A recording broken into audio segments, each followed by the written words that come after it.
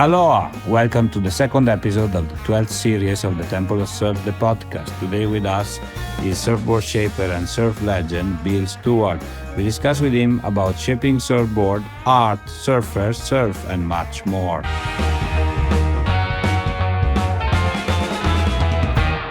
Aloha, Mr. Stewart. Welcome to the show. Where are you today? I am sitting here looking at the ocean in San Clemente, California. So it's a beautiful town and really good surf, pretty famous for the waves. Yes, everybody knows San Clemente, and for a surfer, it is one of those places that it's like a mandatory stop. When I came here in 1971 from Florida, it wasn't like that. There was kind of unknown. I mean, people knew about it, but they didn't have any surf contests or anything like that. So Trestles was fairly uncrowded back then when I first came here. I mean, unbelievable today, right? Yeah, I was spoiled. Trestle, not crowded. It looks like a metropolitan legend. You know, those things that never happened. But back in the 70s, maybe, yeah. Yeah, it was pretty cool.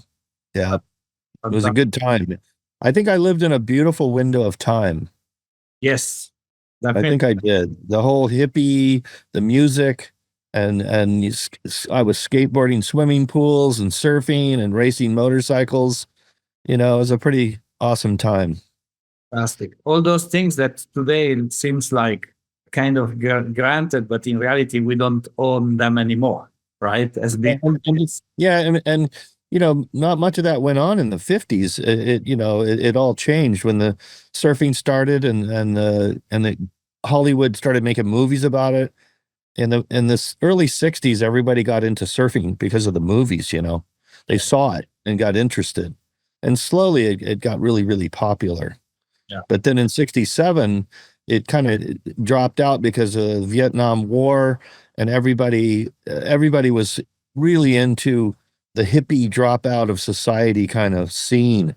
And the boards went really short in 67. That's when they started. By 69, they were all little twin fins, you know, we were all into, and the longboards died.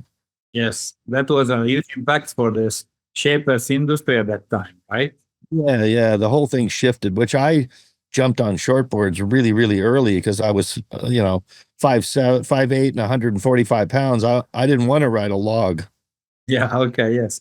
And at that time, also the long surfboards, they were pretty heavy and not really maneuverable, right? So not like they were round-railed, giant fins, really stiff, and about 35 pounds.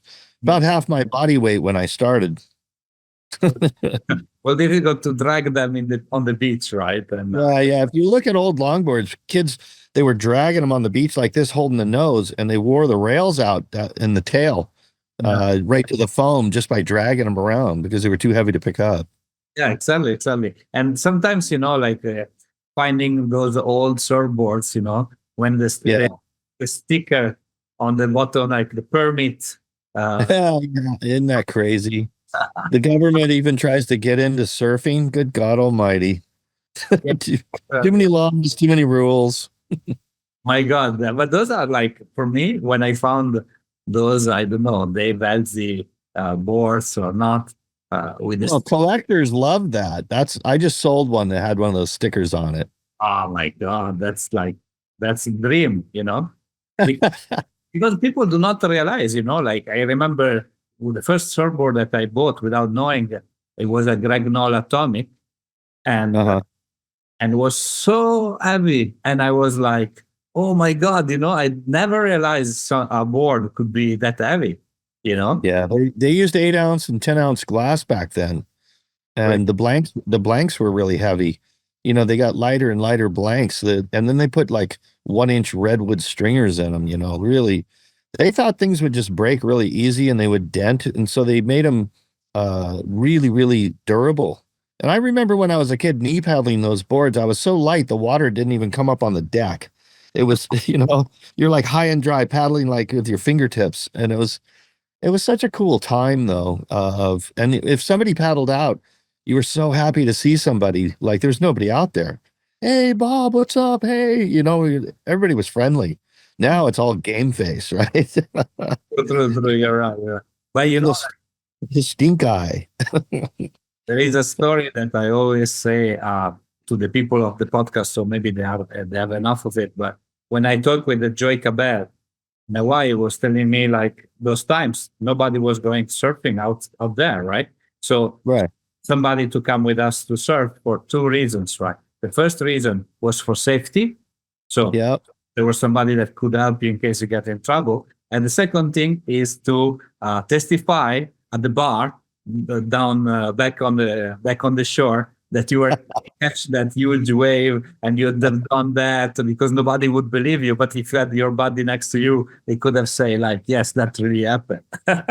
Yeah, because there's tube rides that I've gotten. I've surfed around the world, and I've gotten tube rides at certain places that are forever stuck in my mind.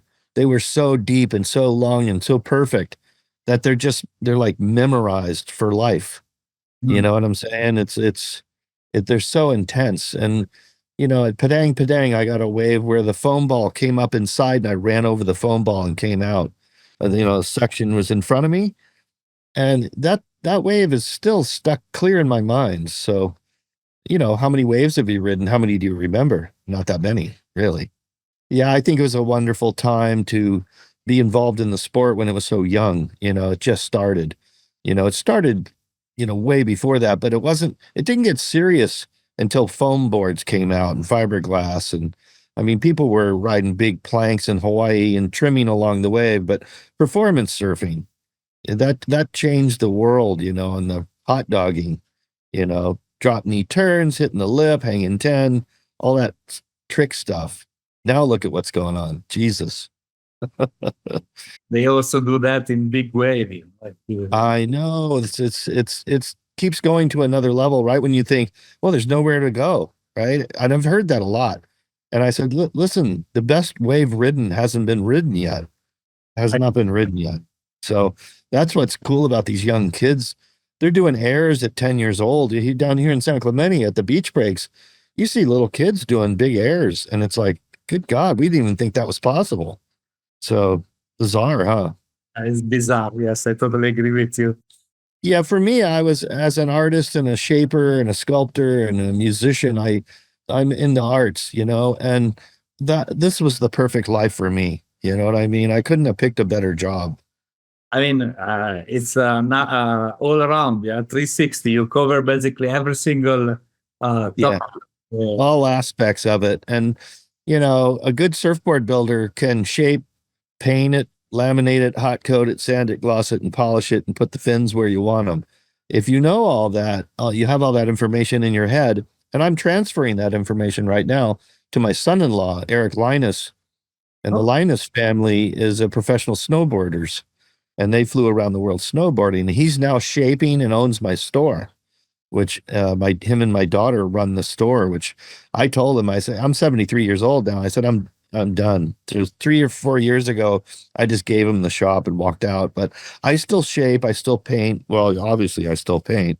Nice. By the way, I'm a goofy foot. You can see the laughs. Details. I like that. Gotta have the left. And but the fact that you gave the surf shop to your family means that you still keep all the fun for you and you give them all the work, right? That's it. You figured it out. I just want that paycheck on Friday, I mean, yes. And they thank you for that, right? So thank you. Yeah. Well, it's an odd thing because I didn't think my daughter, to give your business to family members is scary. Because if your family's not qualified, you're an idiot to give it to them. But because my daughter was a beautiful woman, is a straight A student, honorable, honest, everything she does is a 10. Now, Eric Linus, my son-in-law, is a stand-up guy from Minnesota, and he was a professional snowboarder, and he's honorable, honest, and I could call him 24 hours a day, and he'd come and help me out. So if you have the right family members, then it's not that scary to give it to them, because otherwise, you get them in there and all they do is sink the ship, Exactly. They think it's easy money. There's no easy money in retail. Trust me. It's hard. And you have also a name to protect the brand. Yeah. The image of the brand is critical because you have to be honorable and honest about what you're doing. Make sure you're customers are happy with the product, their treatment, especially because when you walk in Stewart Surfboards, everybody's very kind and thoughtful and respectful. And I don't tolerate any attitudes, no bad attitudes. Yeah. No, that ain't going to happen there. We try to be lighthearted. I said, listen, these people have worked hard, saved their money. They're in here to spend some money on a toy that they don't have to have. Yes. Although a psychiatrist told me one time, he walked in to buy a board and he says, Bill, I got to tell you, what you do for people is so amazing. I go, dude, I'm just a toy maker. I make toys for people. He goes, I think you're wrong. And I said, well, how's that? And he says, if you didn't make those surfboards for them, they'd probably end up on my couch needing therapy. Which is, I think he might be right. I know I would need therapy if I didn't get to ride all the waves I rode. But there is a power of the ocean, that actually is. Yeah, the feeling. And, everybody does specific sports because they want to take they want to put their mind in a position where there's zero to think about other than the act of what you're doing. I don't care what that is. Scary sports tend to do it more to you than other sports. You can't jump a motorcycle 50 feet and then think about what you're having for dinner that night. No. You can't pull in a barrel at Pipeline and start thinking about what you're going to do tomorrow. You know what I mean? Or the house payment's overdue. There are, for instance, some association. I'm thinking about surfers for autism, for instance, that they provide the opportunity for people with autism to surf.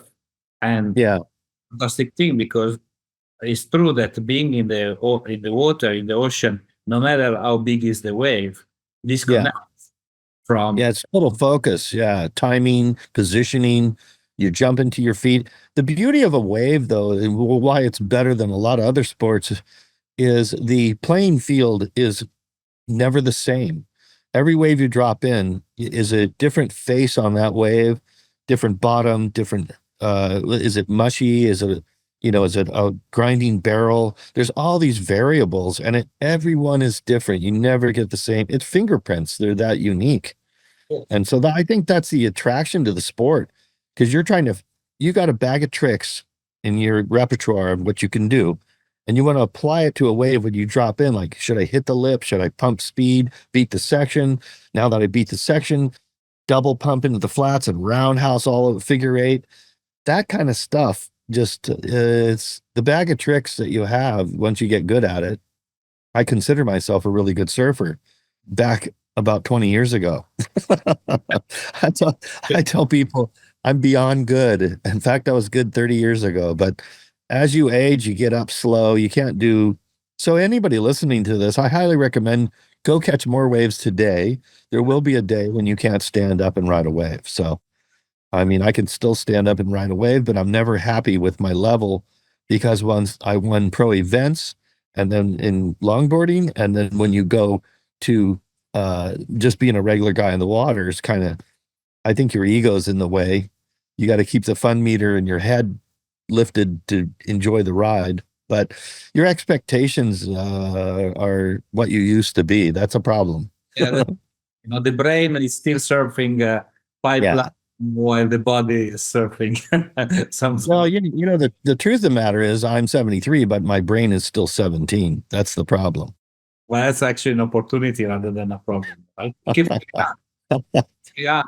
motivated. Otherwise, you would stay on the couch and watch TV, right? And yeah, that's bad. I just got back from 5 weeks in Mexico and in Baja, and God, it's so beautiful and it's so amazing. I love the raw, untouched beaches down there that, a Brahma bull walks up to your campsite, or a couple of burros come up and want an apple or something from you, It's just a different scene, it just feels like here is so controlled in California now. It's, in the hippie days when I first got here, it was pretty free spirited, but, the rules and the regulations. And I got to say that this COVID thing really messed up a lot of people's stoke meter. You know what I mean? To be fired up about life. Yes. There's a decline in stoke, which is not good. Though they also brought a lot of people to surf, right? Because looking at the surfboard industry back in 2020, 21, there never been so many orders of surfboards available. No. So I had about 300 or 400 boards in stock when that happened. And the boards went down to 19 boards in stock for a year and a half. Wow. We couldn't make enough boards no matter what we did. It was impossible. The glassers were full. You couldn't get boards glassed. So even if you got the foam, and even if you got them shaped, you couldn't get them glassed. So the decline of the volume of the boards in the rack just declined to nothing. People would walk in and go, "My God, did you get robbed? What happened?" I go, "No, it's not robbery. It's every sport stopped. Like team sports all stopped. So all the people that would have never surfed in their life ran out and bought a surfboard. And our government gave out $1,200 to every person. Well, that's a government surfboard, right? The guy walks in my store, he's got a government check, and he buys a board and takes it home. So that's I told my kids, I go, this will never happen again. This will never be.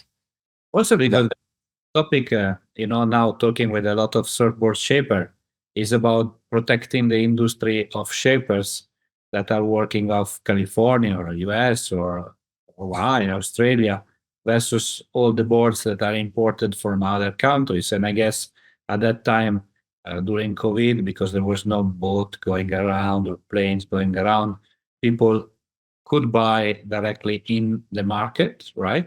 And not get use in Thailand or China or somewhere else, which Yeah. is in theory, what is supposed to happen every day, right? Like leave the customers to where do they belong and not try to get them from all over the world. That's complicated. It's a part of the globalization process, inevitably, I guess. But So, in my lifetime, it's so bizarre to me that the biggest surfboard seller of all surfboards in the ocean is Costco. yes, Okay. I had 9 full-time shapers shaping 5,300 boards a year. Okay. And the people who worked for me was Terry Martin, Mickey Vignos, Bill Shrosby, all these, and I owned the Hobie license for quite a while. For 12 years, I made every Hobie surfboard for 12 years. But you look back at that, and we were all hand shaping those boards. We weren't using the machine. That's why I had 12 shapers. Now, when the machine came out, I was against it because I would have to tell these guys that they lost their job. Because one guy with a machine shape, I would hand shape 8 a day, every day. Okay. I was a machine myself, but they were my plugs that I designed for Clark Foam. So they were very close tolerance to my thickness and rocker flows in the curves.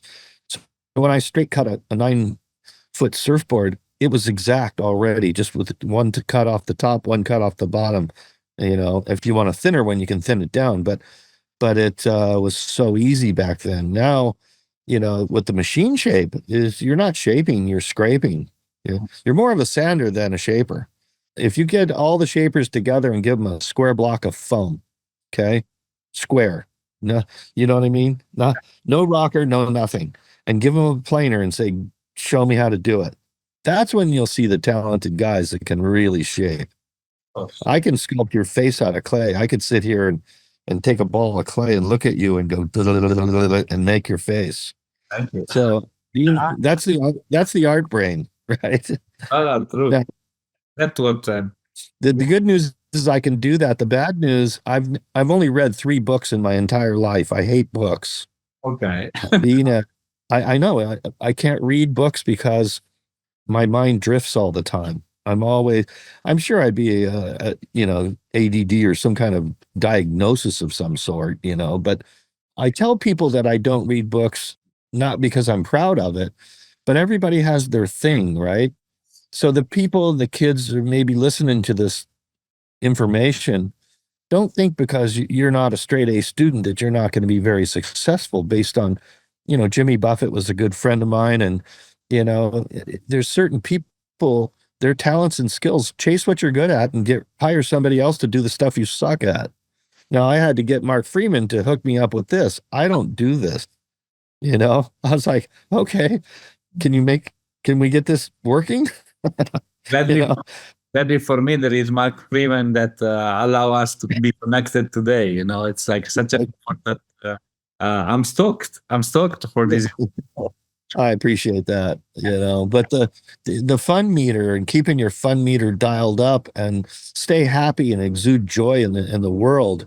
I call it leaving a trail of happiness. And Yes. what that is, you go somewhere. When you leave that room, is everybody in a better mood because of you? Or did you pull the room down?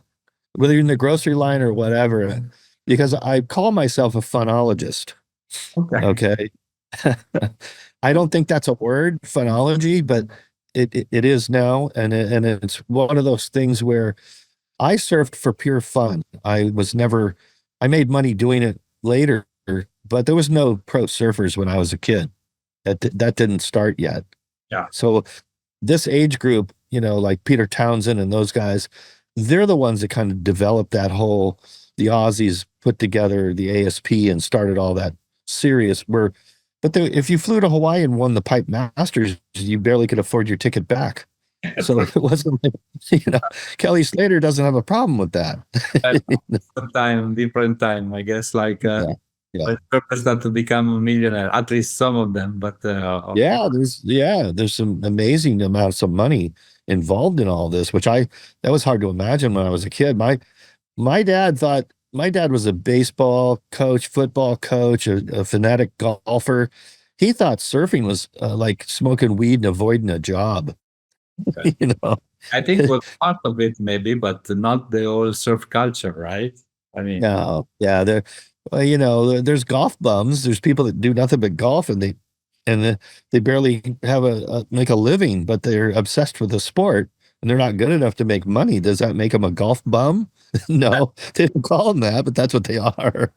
There is a question that I ask everyone on the show when we start the interview, but now we already discussed a few other things. But in your opinion, what is the most important thing in surfing? There's only one thing. Enjoy the ride.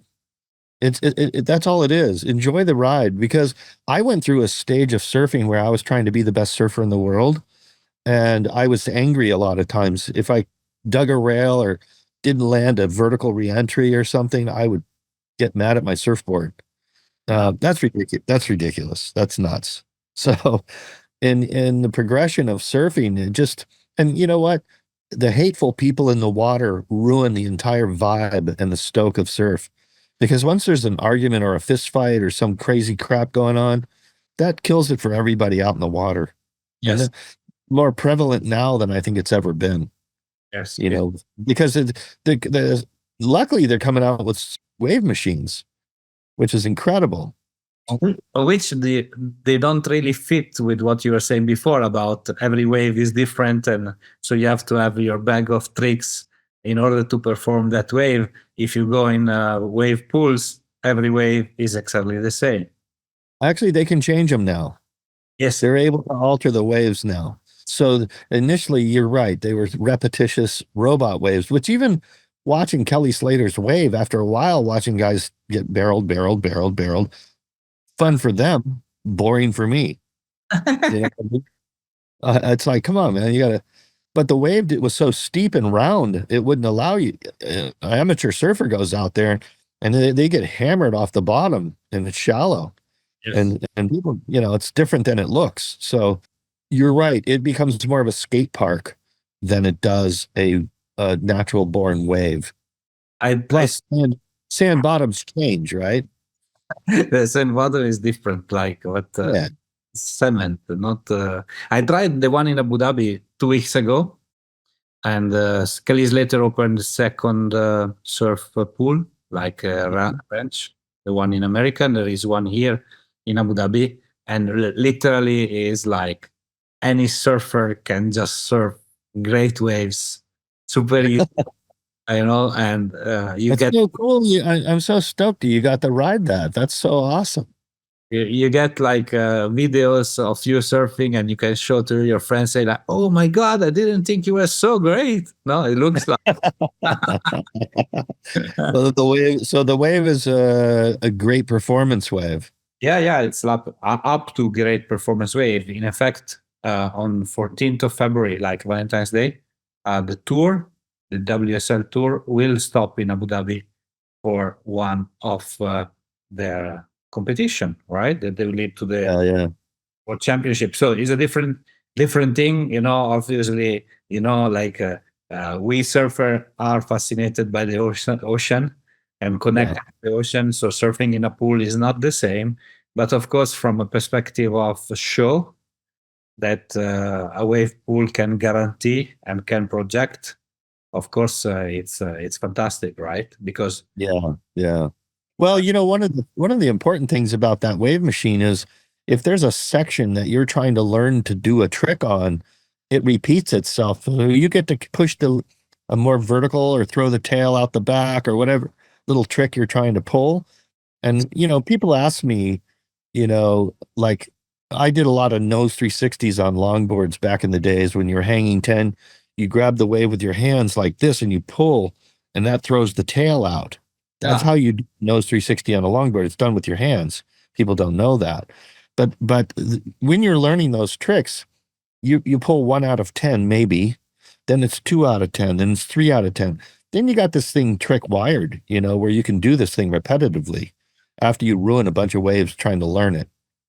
Because you ruin waves, that's the bad news. You go out there these days, if you fall, everybody kind of stuffs you after that. Like, so at lowers, I think they become more conservative with their surfing unless they're top pro. People want to make the whole wave, not fall. yes, Falling is learning. A guy paddled up to me one time and he goes, "Hey man," he goes, "I watch you surf a lot and you fall all the time, but I've seen you in a contest and you never fall. Why is that?" And I go, "Because you can't fall in a surf contest." So that's it. It's the learning process of repetition, yeah, and slowly you've got that in your repertoire of, going more and more vertical. Because when I first brought back longboarding, and that's kind of my claim to fame is, the 2+1 fin setup and the beveled rail and the double concaves in the tail and all. I did all that to a longboard because I professionally shortboarded, and I only surfed a few contests, but I did get 8th place in an ASP Pro event with Sean Thompson, Larry Bertelman, and all those guys. And I had a wife and 2 kids and running a business. So that's a little different. You're not really a professional surfer. You enter a pro event, but I was really, really good at it. But people would, one time I was at San Onofre and this guy paddles up to me, he goes, "Hey man, how long would it take for me to get as good as you?" And I said, "Never." And he goes, I'm too honest, I think, that's brutally honest. And I said, "Well," I said, "How old were you when you started surfing?" He goes, "Oh, I was like 25 or 30 or something like that." I said, You were too late." I said, pro surfers all started at about 5 years old, maybe 10. There's nobody starts at 25 years old. And I said, "No, you're a really good surfer. You're doing a great job and you're having fun. And that's all that matters. But don't compare yourself to me, because it's like comparing yourself to Tiger Woods or something. I mean, come on. If somebody's that level, you're not going to be that, it's just not going to happen. Not in your lifetime. You'd have to only do that when you're young." So yeah. As simple as you said, when I ask you what is the most important thing in surfing, it's you need just to go with it with your level, no matter yeah, what, yeah.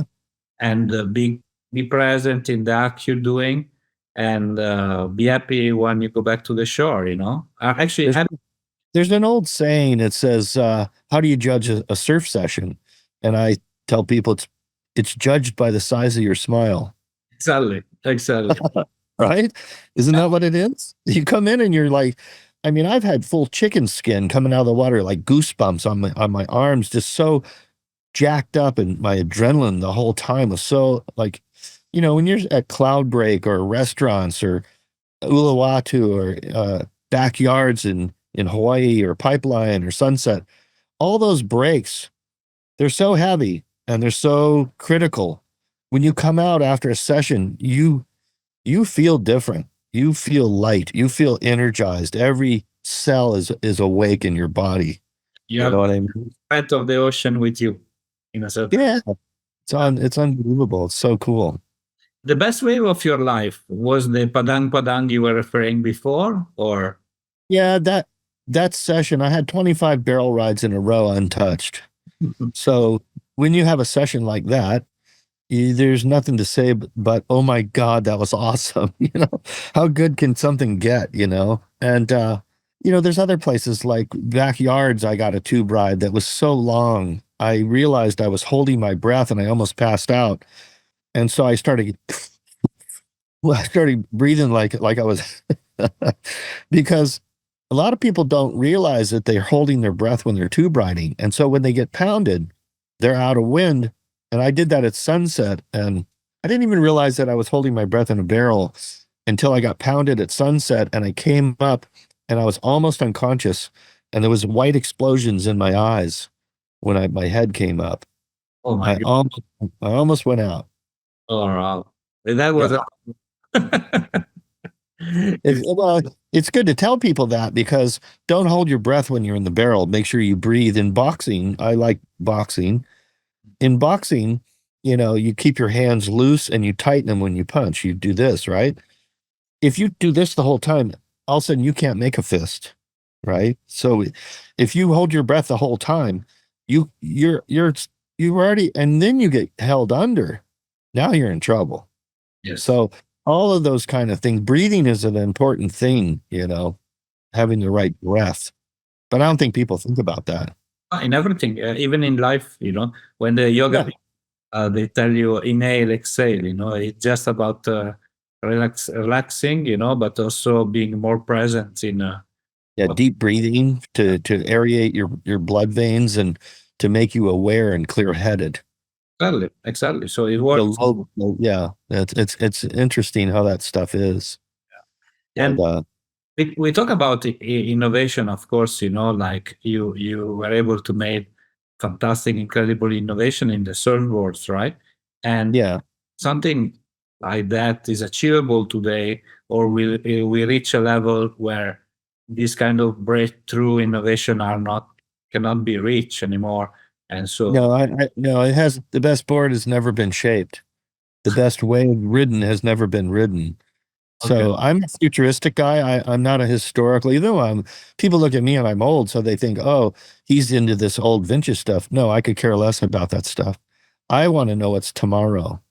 I'm more of the Elon Musk guy who, you know, I like Einstein and Elon Musk and people who are creative, inventive people that think way outside the box. They're not robots.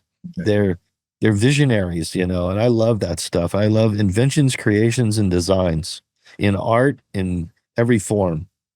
And in your opinion, what is, let's say, what is out there today that you can see? Well, I think they're going to have mini hydrofoil fins with little turbocharged things that, you know, you can accelerate it. Probably won't even have to paddle it, but it's going to lift out of the water, reduce surface tension. Surface tension is drag. Once you reduce the drag, I'm an old water, so maybe I should tell you a little bit of my background because I think people need to hear this because I'm kind of an odd duck. I was born in Bowling Green, Kentucky, okay, in the middle of America, and you know, there's no surf there. Oh. So my parents moved to Florida when I was about, I don't know, 2 or 3 years old. So I grew up in Hollywood, Florida, and this guy in elementary school, he was kind of a criminal, and he wore palm tree hats and he had Madras pants on. He took us to the beach. He took us out of school and took me down to the beach, and I rode my first wave when I was about 12 years old. From that, my addiction of surfing started, and I was a water skier. I grew up on a lake, and I had 2 older brothers, so I water skied barefooted when I was 13 years old. I shaped shoe skis. And then when longboards started phasing out, I grinded a longboard down and took the blank out of it. Couldn't buy blanks in Florida.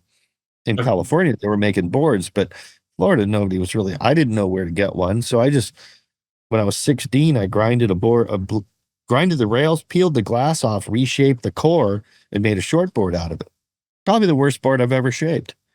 It was terrible because there was no rocker in the thing. You know, it's like a pancake. Okay. So when I was going to my brother was in Vietnam, and I was in the lottery to go to Vietnam. And, you know, they had a big basket on television with 364 days of the year in a basket, spinning it around and around. They reached in and they pulled out December 22nd, you're going to Vietnam. January 3rd, you're going to Vietnam. And everybody born on those dates were the first 150 or 160 were going to go in the military. I had hair down to here. I had long blonde hair and full hippie kind of guy, you know, and I was so nervous about it. And then my number was 327 out of 364. So I immediately said, that's it. I'm out of here. I'm going to California. So that's when I drove to the beach, said, who wants to go to California? I'm leaving tomorrow. And I had a Ford van. And this kid says, I'll go. And I said, you're in high school. He goes, yeah, I'll quit. I said, okay, if you want to quit high school to go to California. Went to his parents' house. Oh, yeah, you boys have a good time. She didn't even care. On the way to California, I said, well, what birthday are you having? He looked kind of an older guy. He was turning 16. Oh, wow. That's kidnapping. Yes. Today, yes, it is. You don't take a 15-year-old kid to across state lines. And anyway, he was a great guy. We went to Encinitas first, and I lived there and started surfing Swamis every day. Swamis, Cardiff Reef, Pipes, and all the places down there. But ran out of money, had to go back home. And I went to the Art Institute of Fort Lauderdale Beach, Florida for a year of night school, and I built mausoleums, crypts for dead people in the daytime, pouring concrete. Okay. Wow.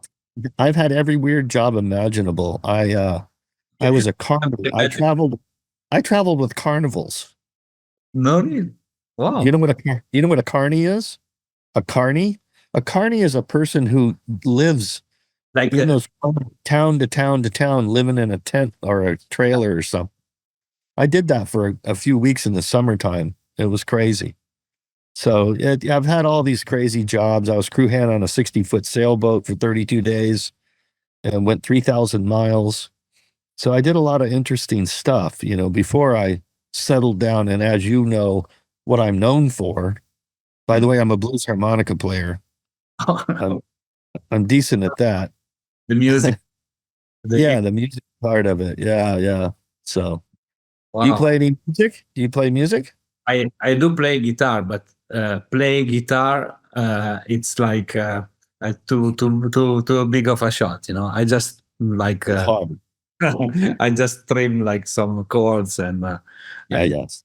okay, it relaxes me. Actually, it takes away the thoughts, same as surfing, you know. Yeah, Yeah, it kind of does. It makes you focus on the sounds and the chords, and you can hear the sour notes, and you know, you try to work on that. You know, it's like that bag of tricks that I was talking about in surfing, where you have to fall and learn that trick. And the same with, you know, in the harmonica, tongue blocking, warbling, all these tricks on the harmonica you learn over time. It's really But- hard to play. it's like all the like what you were saying at the beginning, you know, like to be a shaper, you need to be also a glasser. You need to have to do the painting or the airbrushing. You know, you have to. Very few shapers do all that. Almost none. Almost nobody. Yes, I agree with you. No, there's very few. Most people are a laminator or a hot coater, or a sander, a glosser, a polisher, airbrusher, shaper. I was fascinated by the whole process of everything. Now, I was never a professional laminator because that to me is wrapping the package, you know, and I'm not interested in repetitious. I like inventions, creations, and designs. So for me, that's wrapping the package. I want to shape it, paint it, and rip on it. But most of the people know about you, like, of course, for surfboards, shaping, surfboard, innovation, but not a lot of people know about you for the airbrushing or for the design, right? This, yeah, this stuff, right?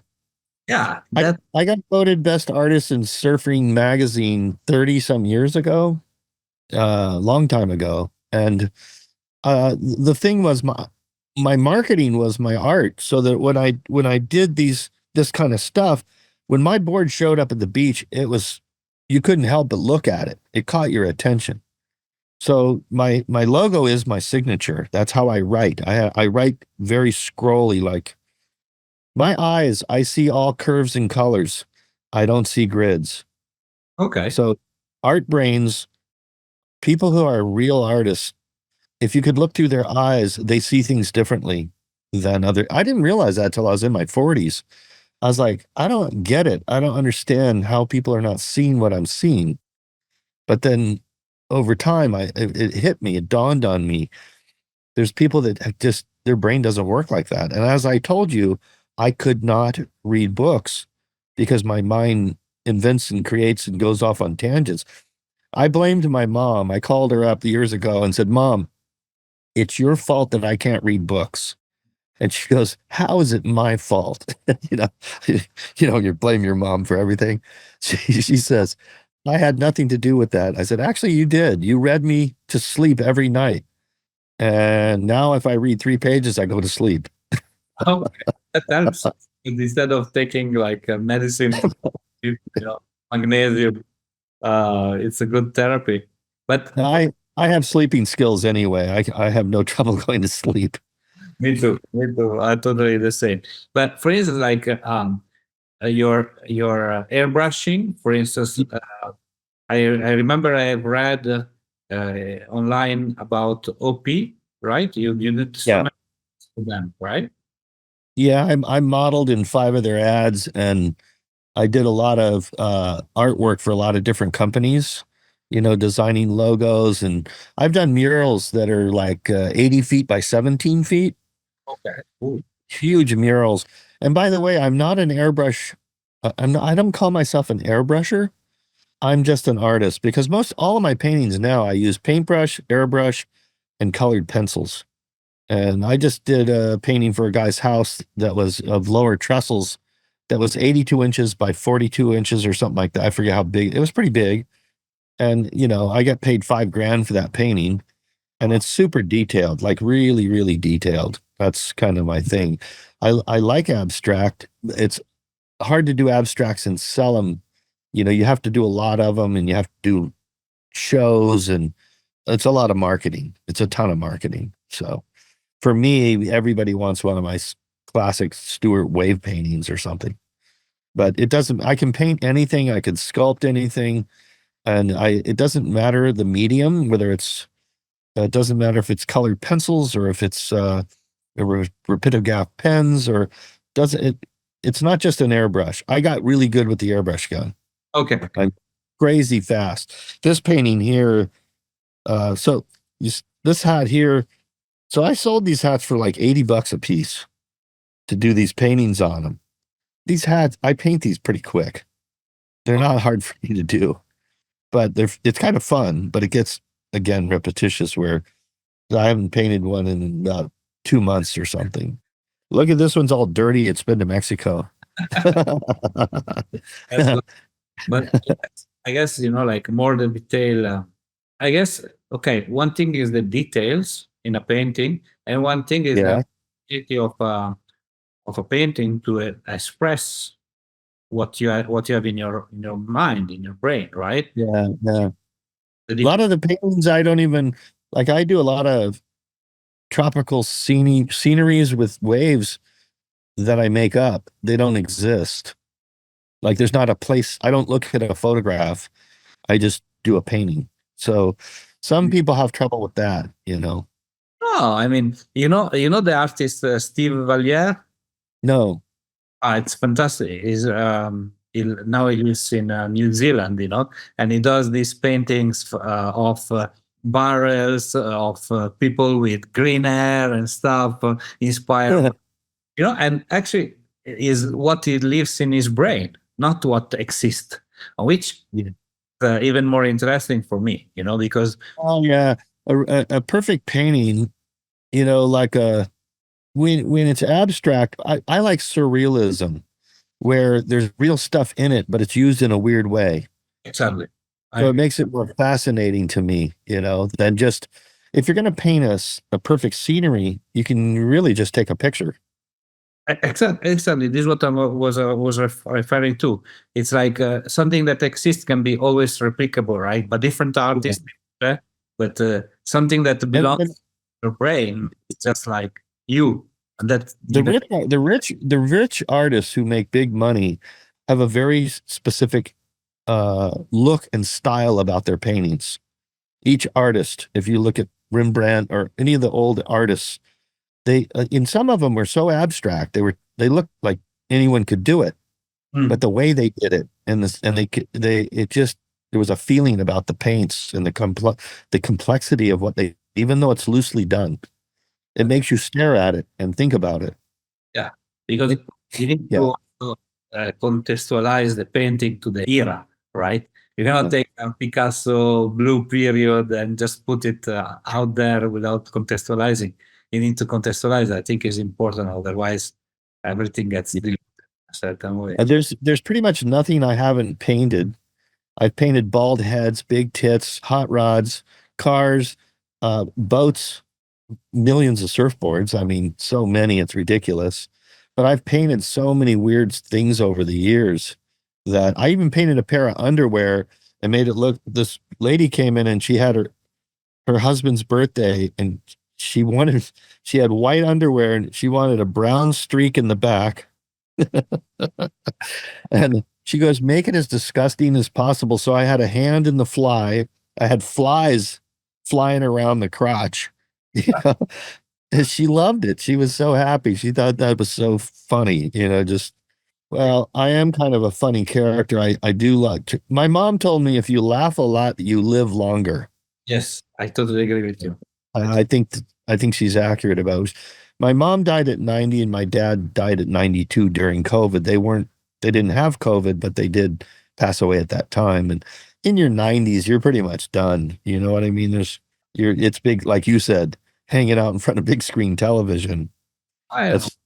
My grandfather is 95 and he still, I think he outruns me in sports, walking, going around. It's like he has much energy than me. So I think he's man, inspiring, like something. I've never been to, I got to say, I've never been to Italy, but I have such good thoughts of Italy for some reason. It just looks like a calm place. Like it's just the landscapes and I don't know, I like the food and the landscape and the people seem really cool. Seems like a nice place. Some people say, how do these people that are eating carbs and cheese and wine, they can have like such a longevity, So we might have, maybe because we laugh. Oh, I can tell you why.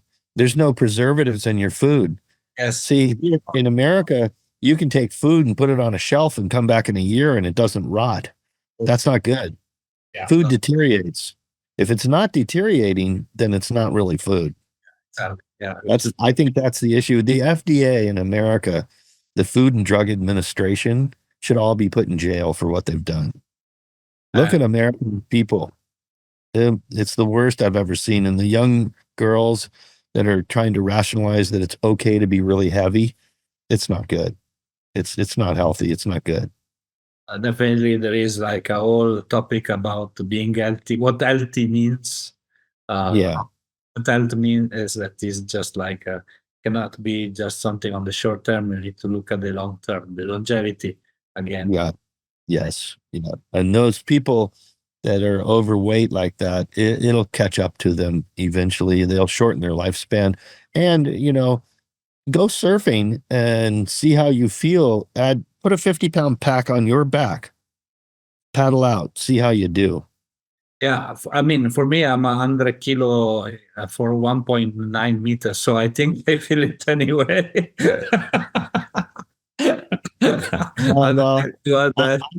I'm way overweight now compared to what I was when I was young. I weighed nothing, I was super fit, just ridiculously fit and could paddle like a maniac. And I was on the swimming team and the diving team. And So all those, water skiing and all that stuff, my weight was like, see, we're in pounds. So I was about 155 most of my life.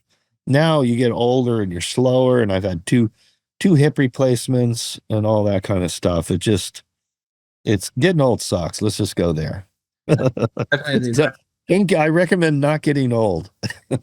Again, is about quality and not quantity, right? So, if I die today, I won. If I fall over dead today, I won. The game of life, I had more fun and did such cool stuff my whole life. I lived an amazing life. So, we all have our exit coming up, like it or not. But you don't want to look back and regret. I think that's a bad deal. Exactly. I wish I would, That makes sense. So, yeah, I think you want to do the best you can, have the most fun you can, and balance. I have friends that are obsessed making money, and I have friends that are obsessed not making money and just goofing around or drinking too much or whatever their thing is, where their life is so limited. I think balance is a hard thing to do.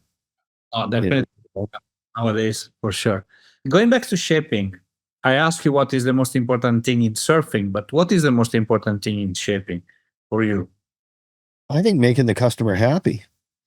Shaping's one part of it, but the reason there's 400 surfboards in my surf shop is because there's thousands of different people.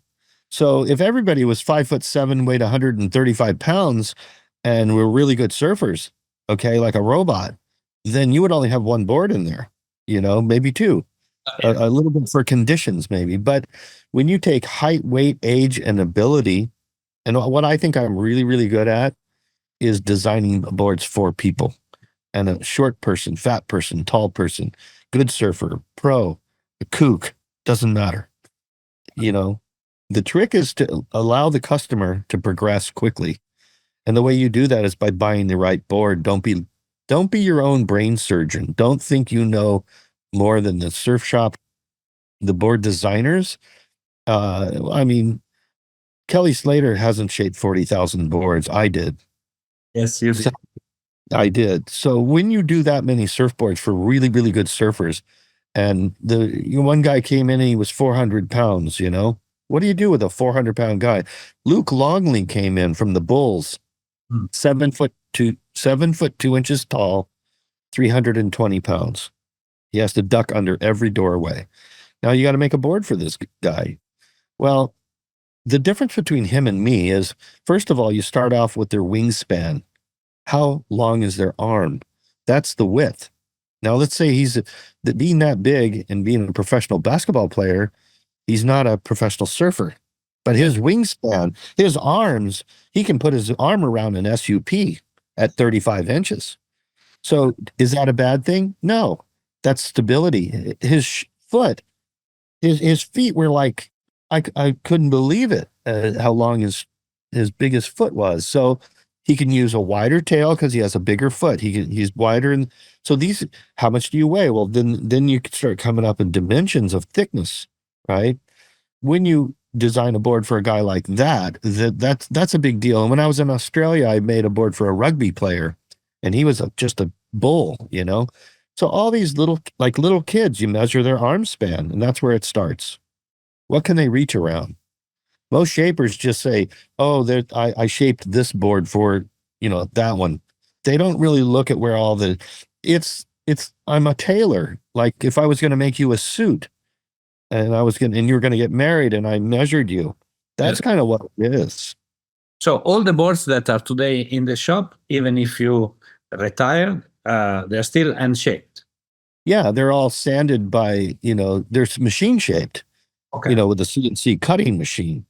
Hand shaping almost doesn't make sense at this point, because you can take the best board ever shaped that Kelly Slater ever rode and then duplicate it pretty darn close. Now, the difference, what happens is, if I shaped your favorite length, width, and thickness, and I gave you 10 of them, one will ride better than the other 9. Do you know why? Because you know why? I don't know.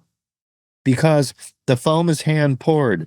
The stringer is a piece of wood. The laminator, was it a hot day or a cold day? The hot coat, was it at the beginning of the of the 10 boards you're hot coating, the last board kicks really quick because the hot coat's thicker. Okay. So when you try to duplicate these boards, fin angles, there's so many variables. They're not perfectly duplicated. And in car racing, one motor goes faster than the other 10 that they make because it's perfectly balanced. Every little tiny part is perfect and it goes faster. So this is why I was frustrated my whole life making boards for pro surfers and team riders, because I want one just like this. And I go, I can't do it. And they go, why not? And I said, I'm not a robot. And I said, I can come really close. I can hit the numbers. I'll give you exactly the 2 inches tail rocker and 2 3/8 thickness and 18.5 wide or whatever you want. But I'm telling you right now, it won't ride like that one, the one you're in love with. One of my team riders came in and the tail was 1 inch twisted from the stringer in the sun. I don't know if you know about this, but the wood inside has a wood grain. If you take 2x4s and you throw them in the sun and the heat, one of them will twist like crazy, and some others will lay perfectly straight. That happens in stringers, which foam is inert. It doesn't have a direction. Wood grain has a direction. So when it twists, the team rider brought it in. I looked at it. He goes, make one exactly like this. And I go, do you want me to twist the board the way it is? And he goes, what? And I said, look at the tail. So even twin fins, you lay them on the floor and they go clunk, clunk, clunk, clunk. And the guy goes, why does it make that noise? And I go, look at the tail rocker, or the nose is twisted. It's worse when the nose is twisted because you come off the lip and it catches a rail because the nose is twisted. But most people don't see that stuff. Of course, only you can and see, and very few other people, right? I mean, there's a way to look at a surfboard. When you pick it up, you move it back and forth and your eye goes down the rails like this. You follow the lines. And, like I didn't pull templates off other people's surfboards. I made all my templates. I would mark the lines and I would pull tape and then I would cut it out. Then I would make a template off that side, duplicate it with a piece of door skin, which is wood, real thin, and then flip it and butterfly the image, you see. Most of these people are just scanning other people's boards, or there's a lot of copies of, and I was influenced by a lot of other people, and I got to give credit to my mentors, which I think is important. That Rick James Surfboards, where I first got a professional job, then I worked for South Shore, and then I got hired by Hobie's, and Terry Martin, who shaped 80,000 boards, was my mentor, who I would say my shaping techniques and style, I call it the Martin method, because Terry had tools and techniques that other people did not use. And flying around, I shaped in Peru and England and France and Australia and all these places, right? And I went to Japan 20 times. Spent a year and a half of my life in Japan. It's the only place I've ever been really tall and handsome. definitely, and hairy. And I was I have a hairy chest, and all the Japanese are like, oh my God, Godzilla. Right. Anyway, when you travel around and you meet other shapers, they might have a tool or a technique for one thing that's better. And I pick up on everything. And if I see one way to cut a corner and make it more exact, more perfect, with less effort, I'm all over that. It's fantastic to hear. It's fantastic to hear. I have done so many interviews with shapers, but crystal clear, like you explained to me. It's like, it looks easy at a certain point, but it's not. Well, it isn't easy. I could teach you to shape. And in fact, smoothing off boards, I could have you do them perfect within a couple months, like really perfect, or a month or so. It doesn't take that long to learn that, because the machine leaves, it's scalloped like this. It goes, it's got bumps, right? Yeah. It goes like this. All you're doing is knocking the high points. The shape is here. The bump you take down. That's all it is. So you're not designing or creating anything. You're just refining it. That's what the sander is, the second shaper. He can ruin the board. A bad sander can ruin a board. Yeah. Because the edges, all the techniques of proper sanding, and the good sanders, they make it look really, really easy. And everybody, when I first invented the beveled rail on the hydro hull, oh, everybody, all the laminators, oh, yeah, the sanders hated me because it's too hard to sand. And I go, listen, it takes me one more minute to do that design than it does. So it shouldn't take you any longer. You're just using the wrong tools. So I'd go in the sanding room and sand one for them and do it in half their time. And they go, okay, I get it. Because they all want more money. Oh, that one's way harder. I want $20 more or something. I go, what? You're out of your mind. Everyone is. I had 52 employees at one time, which was my worst time of my life. It was awful. And by the way, entrepreneurial people all ride a roller coaster of hell and happiness. Whenever you're an entrepreneurial person who is responsible for a lot of people's happiness, what goes up must come down, they say, And I wrote in 1996 when I was gigantic, my company was just stupid. I hated it. And while I was away, the cat's away, the mice play, I was embezzled, lost almost every dollar I ever made and had to start over. And so I got ugly stories too of ugly people that are liars, cheats, and thieves. I think there's more now. I think people are, back when I was a kid, a handshake was, you were honorable with a handshake. Yeah. That's so gone. That is so gone. A promise, I think so. I agree with you. But I also, it's how you manage people, right? If you manage them with empathy, then it's very difficult to have 50 of them under you, because 50 of them, they have their families, their issues, their problems. Yeah. They come to you in a certain way to solve them, right? And that's actually makes manage them very hard, right? But there are people like they don't care, and there are people are just numbers, and then in effect, there's people there's evil people that take what they want, and they'll do anything to get whatever you have. They're going to take it away from you in some way. My employees, if you called them right now, I would think they would all speak incredibly highly of me, because I tell them, I am not your boss. I'm your mentor. When you leave here, I want you to be better than when you got here. I want you to be a marketable, usable person when you go to work for somebody else, that they're so thankful that you are what you are because I trained you. That's the right way to look at it. And I'm sure, people recognize that from you. I mean, not maybe 100%. I care. I really do care. To care, yes, exactly. And also that is part of what is surf culture at large, when they talk surf with Aloha or Aloha, it's really like caring about other people around us, right? So yeah. A good business deal is a win-win-win situation. It's not take and take and take.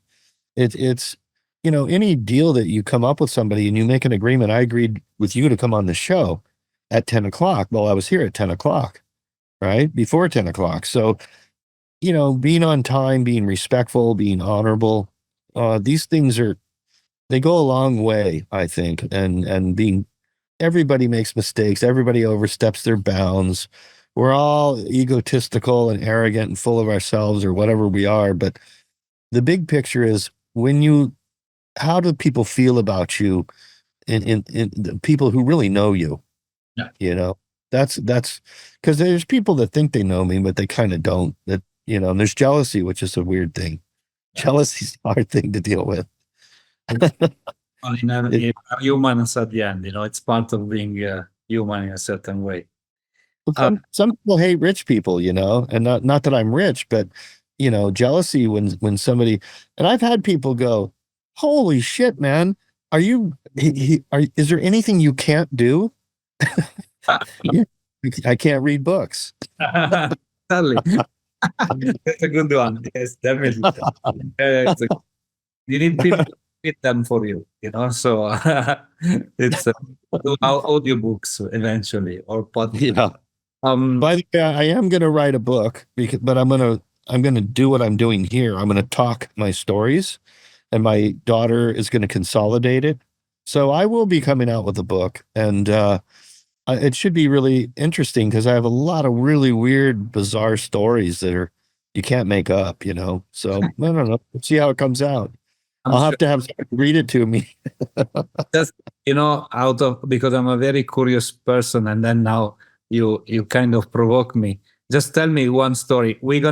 I will not steal a lot of your time, but now I want to hear one, please. I need to hear one of those stories. Geez, there's some are not appropriate. Well, most presentable one, let's say, the one. No, the one I told you about, the 15-year-old kid, that's a strange story. And let's see. Well, it's hard to come up with them off the cuff. You know what? When we sit around campfires, I'm the king of storytelling around a campfire because I love doing that. And my kids, they love my stories, my grandkids, because they're real and they really did happen. And it's like kind of shocking to say the least. Yeah. So anyway, I want to ask you about your clientele of what are you trying to convey to the person? That is there a shaping or art, or is it just broad? Is this whole podcast purpose? What's your mission of the podcast purpose? Well, like the first thing for the podcast is self-happiness, because I am a curious person. And so to have the opportunity to talk with people like you, it's okay. So for me, it's kind of an egoistic approach. I'm the first one to be happy. Okay. Actually, it's like maybe you shipping a surfboard, you need to be happy with the product that you release first, right? Yeah. So that's what I'm curious and happy, and it gives me the opportunity. The second thing is that the topics are broad, because I'm not a pro surfer. Who am I for the industry at large? I'm not a shipper either, or a surf photographer. But what I like is the exchange. I like the exchange, and different person, different time in a surf story that is relatively new. We go back to, of course, then if we go back to the Hawaiians and the Peruvian or whatnot, but if we talk about 1960, 66 was the first world champion, so it's relatively short, so I have still the opportunity to connect all the dots. So what I'm trying to do is a lot of young people don't know about these people. They have no idea who Phil Edwards. He worked for me, and Phil Edwards, it's like my first surfboard was a Hobie surfboard when I was 12 years old, and then I shaped for Hobie, and then I ended up owning the Hobie license, and then Phil Edwards ends up at my shop shaping for me. Wow. How the hell did that happen? Here we got our story, you see? It's like, but today you ask Phil Edwards, okay, to a normal kid, like 15 years old. They don't know who he is. No. And Phil Edwards has a statue down in Dana's Point, right? Or something like that. And, like, I think I like to connect the dots. What I say is try to preserve surf culture and not Matt Warshaw of the Encyclopedia of Surfing. I don't but this is what I like. So I think, like all these stories interconnected. I think, so for certain people, maybe the podcast is not like very specific. We're not talking about technical stuff, but for some other technical stuff, it serves no purpose, because 99% of the people will never need to know that. Exactly. And the worst thing that ever came out that I made a video that I think it went to 1 million views. Volume. Did you see the video? I didn't see the video, but I know there is like a huge story about volumes around. Yeah, so maybe it's gonna. Well, I stirred that up on April Fool's Day. I shot a video, one take, and I made fun of it. I was very sarcastic, and it was hilarious. And volume. Once the computer was invented to shape the cores of the boards, now they know that inside volume, right? And I said, well, what does the core of the board matter? It's the rocker, the V, the rails, the width, the thicknesses, all these other things. And now customers would walk in my shop and they'd grab a rail of a board. Bill, what's the volume of this one here? And I go, so I kept hearing this over and over and over. And I go, dude, why do you care? And he goes, well, I use so many liters, you know? And I said, well, let me ask you this. I go, what's the volume of your wife?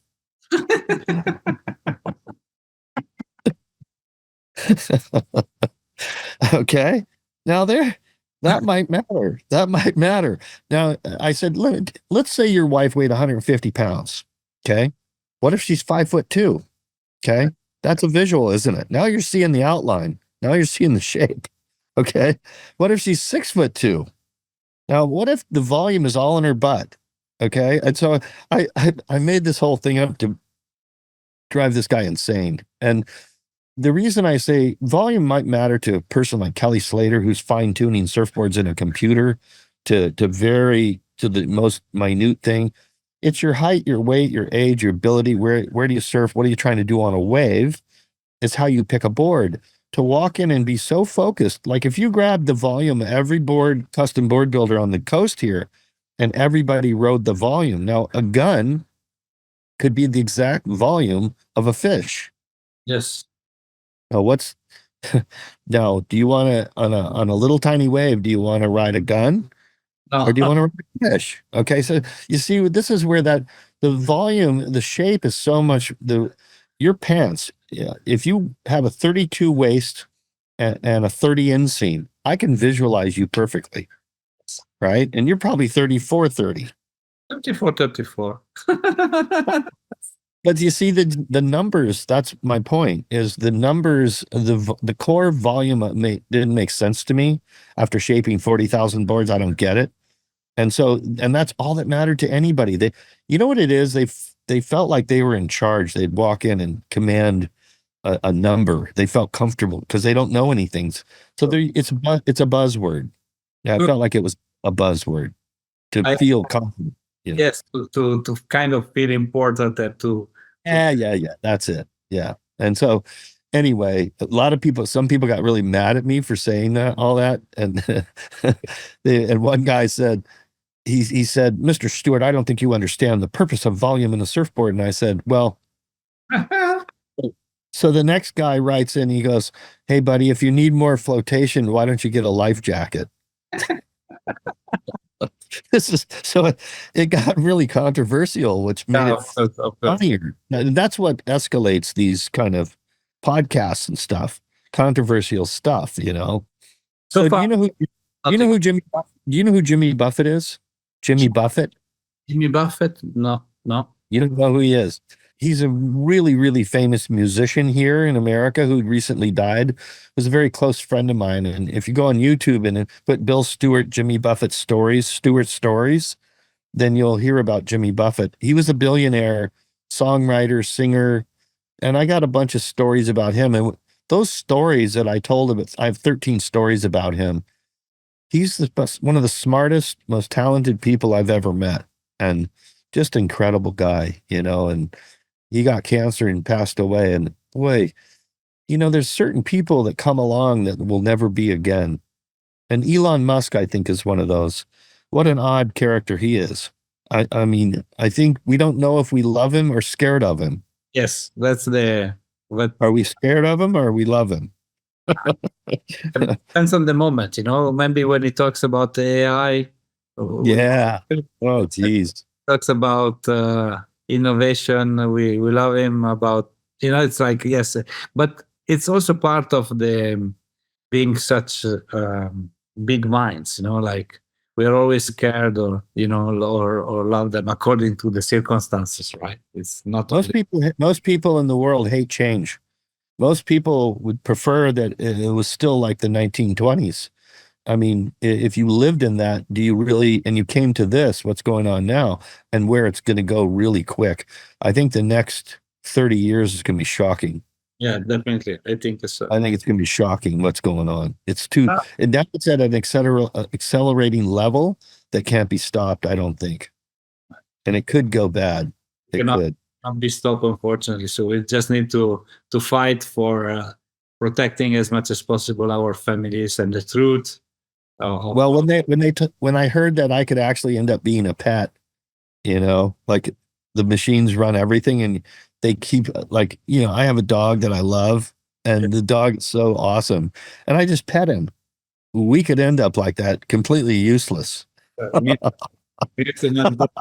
And this is why I kind of fought the shaping machine because I didn't like the idea of people not, doing that, that not hand shaping the boards. I really like if you walked into my shop in the 80s or 90s and said, "Hey, I'm thinking about a board. I want a short board for lowers." And me and you would sit down and I would draw this whole thing up, the color, the dimensions, and I would ask you all these questions and hone in on you.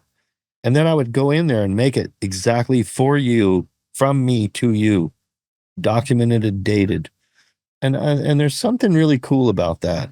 I love that. I hated to see it go away from that. And then when people said, "Oh, people are going to be buying surfboards online," I go, "No, no, you can't buy."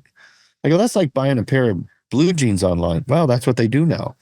I thought you had to try them on. I thought you'd have to feel the board, put it under your arm and hold it, bond with it, right?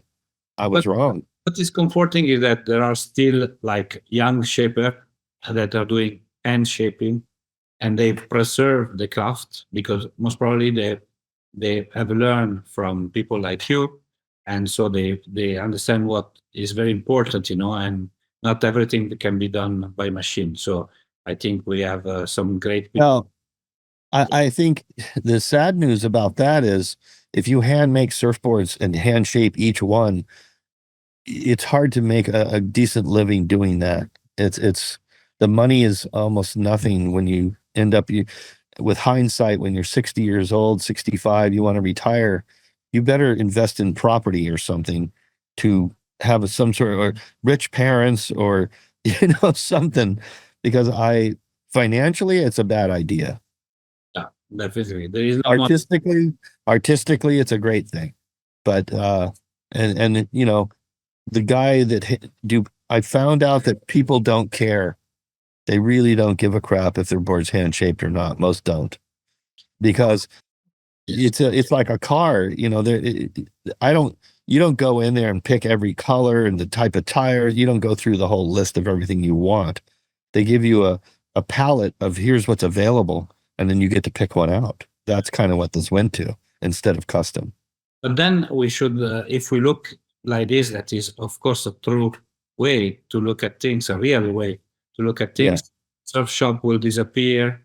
There is not going to be no more human interaction.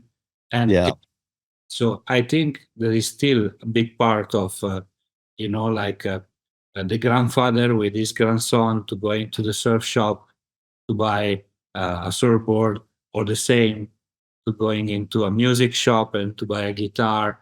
You still need that interaction. So I think, like not everybody can end up being a hand shaper. Maybe there will be very few. There will not be so much money around, but if they have passion and they have like the integrity to continue in their job, preserving craft. I think it comes down to the buyer. Does the buyer buy a surfboard because he wants the best surfboard, or does he want it personalized for him as an art piece? This hat, okay, there's only one of these. There will never be another one of these. That's the only one that looks like this because I hand painted it. So that's what you're talking about, that the shapers, these hand shapers that are doing these boards, if you give a crap about that and it's important to you, then it'll survive to some degree. I tell you one thing, my surf shop, it's been there 39 years in that location. And, it's a pretty good sized surf shop and we got we're 60% surfboards. Almost no surf shops are 60% surfboards. Oh. Almost none. Oh. They're all 20%, 10%, 2%. A lot of them are fashion shops with a few token surfboards sitting there to look at. They're for sale. That's not why they're there. So the rent of the buildings and the cost of everything, there's a point where the warehouses direct shipped from a big warehouse to you like at Costco, these people, I never thought foam boards would sell like they did.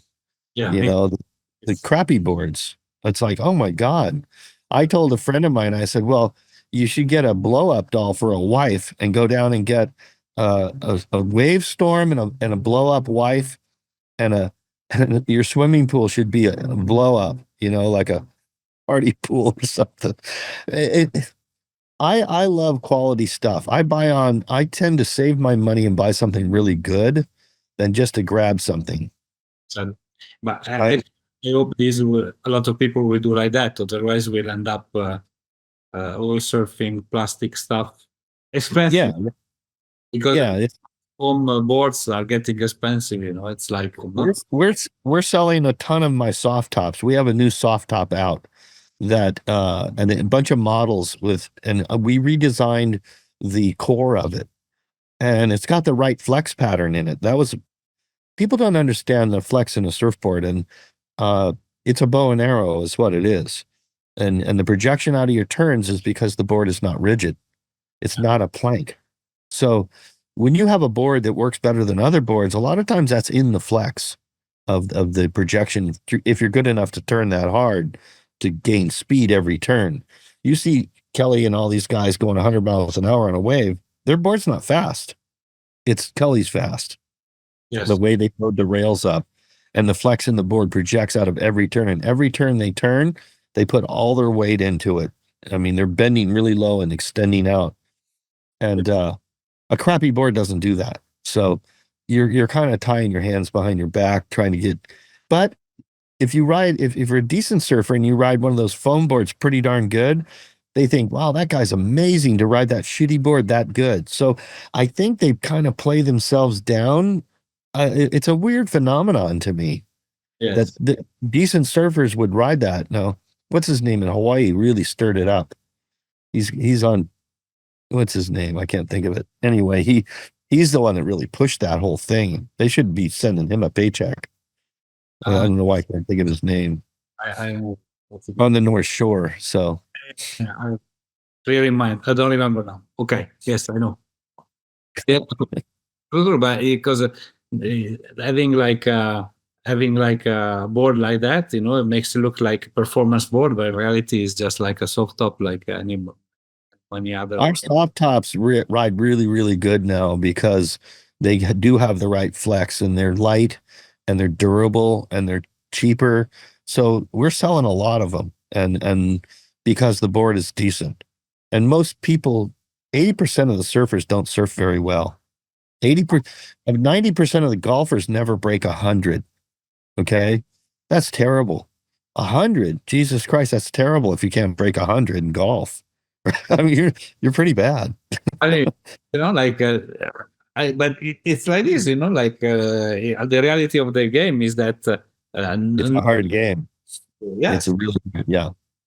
I'm not a great golfer, but I'm decent at it, and I'm not obsessed with golf. Kelly's a scratch golfer, He shoots 70s. Yeah, he's phenomenal. Yeah. But that takes a lot of time and money and everything to be that good at golf. Well, what do you do? What do you do when there's no surf? He goes plays golf. Exactly. He doesn't go to work. He's a nice guy, so I think he can get good in golf too, right? Well, he's a genius, competitive. He's an intellect.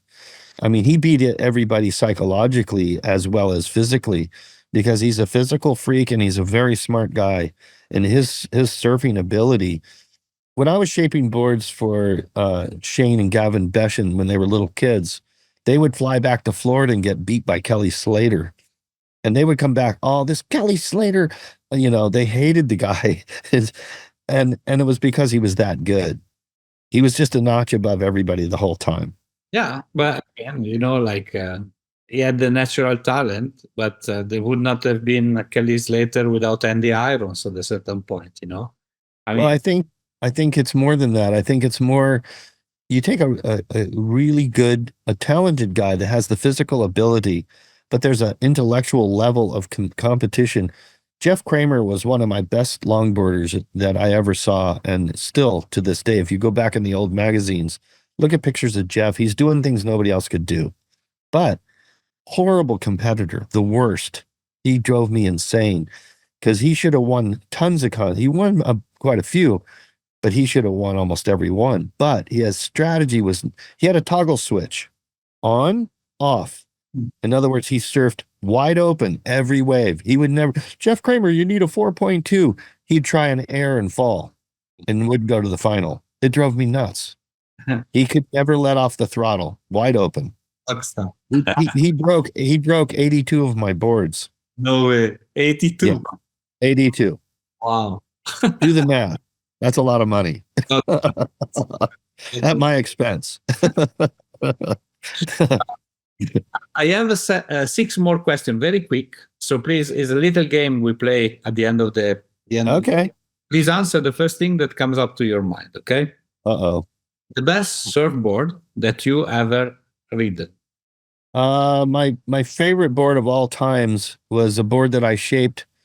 I think it was in 1985. It was the first 2+1 fin setup, ultralight, and it had a cartoon pictures painting of the Three Stooges, these comedians on it. I still own the board. I've done airs, nose 360s, won contests on it. It was light years ahead of all the boards that were out there at that time. It's so not that your board is the best board ever, because things get better over time. But at that time, when I came out with that board, there was nothing like it. I felt like I was cheating. It was that good. Oh, wow. That's what it felt. You know, a guy pulls up next to you with a Porsche. You're in a Porsche and he's in a Volkswagen, and he wants to race you for $100. Okay. That's how I felt. There's the answer to that. Your favorite shaper of all time? Kerry Martin. Yes. Personal question. Your favorite song or kind of music? Well, I'm a blues harmonica player, so I have a broad interest in music. So I can't narrow it down to a song, really. A style of music is kind of upbeat blues. I should have brought my harmonica. I would have played it for you. You know, like going back to Joy Cabell, you know, at the end of the wait, let me rephrase this. The best music I ever heard was Led Zeppelin when I was really young, and they sound separated the sound for the first time. They made stereo. It was in my car, and it had an 8-track stereo, and I plugged in Led Zeppelin. Led Zeppelin at that time, Jimi Hendrix, Led Zeppelin, and the Rolling Stones. That's my genre of what my brain is from. There it is. Thank you. I agree with you. I love rock and roll. Your favorite surf spot? Uluwatu. Yes. Nice. With nobody out. Uluwatu with 10 of my best friends.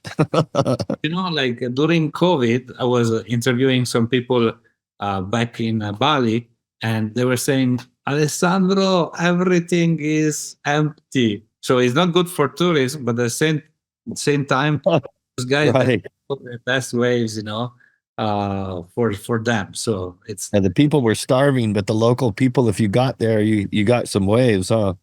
I surfed it in 1985, and a lot of people surfed it way before me, and there was nobody. Like, the crowd out there was pretty minimal, and I never had trouble catching waves or anything, but you know, it wasn't that crowded though, and low tide at Uluwatu is scary. It's not a good idea. Only the Brazilians would go out at low tide. I don't know why. They're crazy.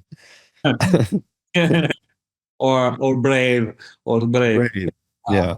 Your favorite surfer of all time? I know it's like a broad, wide question, but my favorite what? Surfer. Kelly Slater. Okay. Kelly Slater's the greatest surfer that ever lived. Unquestionable. I don't think anyone can question that. Look at his record. Look at his skills. Even Father Time had trouble catching him. He's 52 years old and he still just shreds. So I think he's the biggest freak. Now, Phil Edwards, when he started ripping back when he was really, really young, he was so out above everybody else. He was a freak. It was the biggest span of the masses and then him. It was A and Z. He was that good. probably the broadest span of ability in the history of the sport. I mean, he's the GOAT. So that's it. We cannot say more than that. Yeah. Greatest. The last question is a little bit unusual, but we talk about family. So I like to know your best relationship advice. Best relationship advice? Yeah, where a relationship is a relationship with a surfboard, ocean, friends, family, romantic, the way you want to answer, no problem. That's a hard one. Yeah, but it depends on the subject matter, right? It depends on if it's people. Yeah. You know, like I've been with the same woman since I was 19 and she was 18. I was 28 when I got married to her, and I've been with her for 50 some years. So I guess you have a good advice for us. You know, you have to play each other. And some people, if you yell at them, they cry. Some people, you yell at them and they want to fight. It's the temperament of the other person. You have to read other people to know how far you can push something. You know, you can't be the same robot with everybody. And relationships it's a give and take deal, you know? And there's deal breakers. There's things that people do that there's no way back. I've lost a lot of friends over the years for behavioral reasons. They did things that are unforgivable. But that's different. You know, I have so many cool friends and so many people that I have so much respect for. And I think respect is a big deal. You know what I'm saying? If you and I hung out together, I would show you total respect. Me too. You know, yeah, it's a big deal, you know. Some people try to climb on top of you and ride on top of you.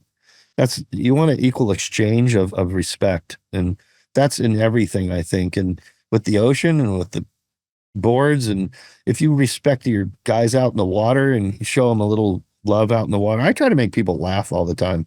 I do crazy stuff that some of it's inappropriate because my line is pretty broad with my humor. So sometimes I go a little too far with it, but overall I think people, they see that what your intent. I look at intention more than anything. What's your intent? What are you trying to hurt me, or are you trying to make me laugh? Belittle me, or just make me laugh? People in front of you, they should be able to understand where you come from and what you want to say. Now, when I said that guy's wife, what was her volume?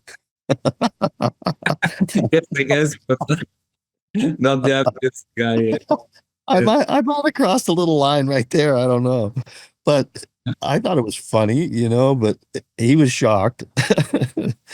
Anyway, this has been fun, and I appreciate you calling, and it's fun to backpedal and look at things from a different perspective, or just spill your stories out and let people, if this podcast makes somebody happy, healthy, or move in a positive direction, then I did a good thing and you did a good thing. And that's what my intention of why I do this. Thank you so much for doing that. And I hope really this podcast helps some people at least to have some good time. And then maybe if they are inspired and they want to start to shape surfboard or not. That's a good one. You know, here's the thing about that. If you take 10 kids to the beach and they surf a wave, 8 of them will never surf again. 2 of them might surf till they die. So somebody plays tennis and they're obsessed with tennis. I did a whole bunch of things. My obsession was surfing and artwork and, you know, all that kind of stuff.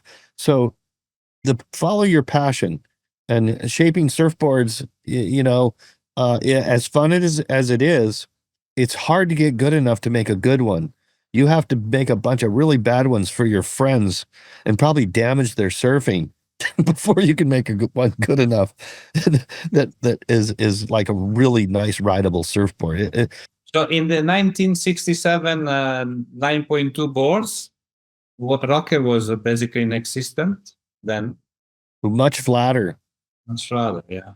Yeah, maybe 1.25 inches in the tail rocker back then, because they didn't understand rocker. They didn't understand concaves. They didn't understand a lot of things. And down hard rail, when the rails were 50-50, they were like a boat rail. That's a displacement hull, like a sailboat.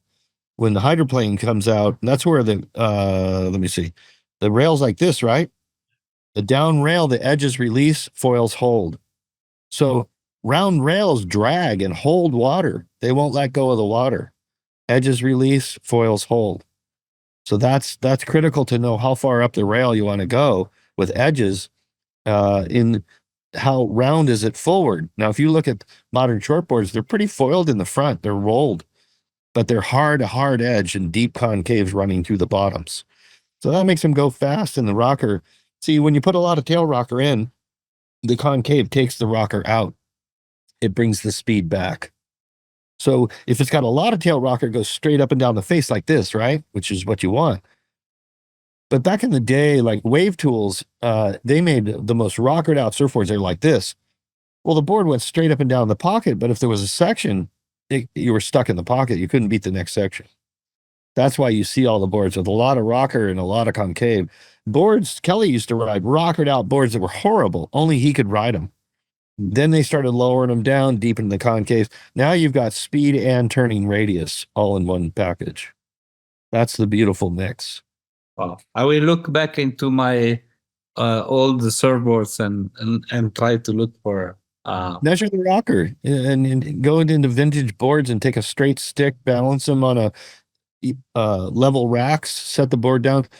The rocker you're measuring, as long as you repeat it every time, that's what, because if the board's tilted this way, now if thickness is forward of center, it makes the stick, unless you make this, read it level, if the thickness is forward, that kicks the stick this way, reduces the tail rocker measurement. By the way, there's things I invented that you don't know about. A fin marking tool I did 40 some years ago, and it's still using today. I'm also the co-inventor of future fin systems, and I got completely ripped off by that, and they don't pay me a dime now. And it's been crazy for that. It's been just ridiculous to have a creation and invention like that to that level and be booted out of it. So if you ever heard that story, you'd be blown away how horribly treated I was on that whole adventure. My problem is I don't bring lawyers in. You know, I'm kind of anti-lawyer guy, and I don't cross in business. If it's in writing, then that's what goes to court, and that's how you win. If you don't have it in writing, then the person can say he never said that, he didn't do that. Yeah, but you are an handshake guy, as you said, so that's more than everything else. And then another thing that you said is that you don't have no regrets, right? So not really. The fin thing really bothers me because I'm not even credited for designing that box. I'm the inventor of that fin box. I'm the one that made it patentable. Nobody else. If you Google, your name comes out from that, you know. They're saying what the Hydro Al was, of course. The Hydro Hull is my invention. But then the future fin box doesn't credit me on their website at all. On their website, no. On their website. No. Right. Through the interviews, through some like articles. Yeah. People tell the truth. The other people, except for them, because they don't want to pay me nothing. Not only the inventor, but I did all the prototyping. All my team writers wrote it. I distributed it around the world, hand-carried routers and everything. I put the company on the map, and they just slowly squeezed me out. That's pretty bad. So, sorry to your customer base who's listening to this, get it in writing. You should write a petition, you know, to give you back at least what is yours in terms of. Oh God, I'd probably bankrupt them what they owe me by now. Jesus. Yeah, it's a quite a good one. Yeah, exactly. I will contact your daughter because I really would like to purchase one of your artwork in case you want to sell like a painting or something. It will be very nice to have it as part of my collection. It will help me. Well, what I tell people like you is if you want a painting, get something that means a lot to you. Like this one guy came in, he was going to buy one of my paintings for $4,000. And I said, listen, I wouldn't buy that painting if I were you. And it was a beautiful painting. He goes, why not? And I said, it wasn't painted for you. And he goes, well, what do you mean? And I said, take the surf spot, the best day of memory you have of surfing, and maybe let's paint that, you know? And he said, oh, my son was at Church Beach and caught the best wave of the day. And I said, his name's Charlie. And so I called it Charlie's Wave. And I did this painting of him surfing, and it's called Charlie's Wave.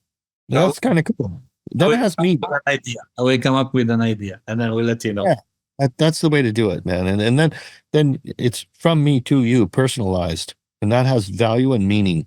Yeah, excellent. I like that way. Thank you so much for your time, and I look forward to talk to you very soon. Thank you very much.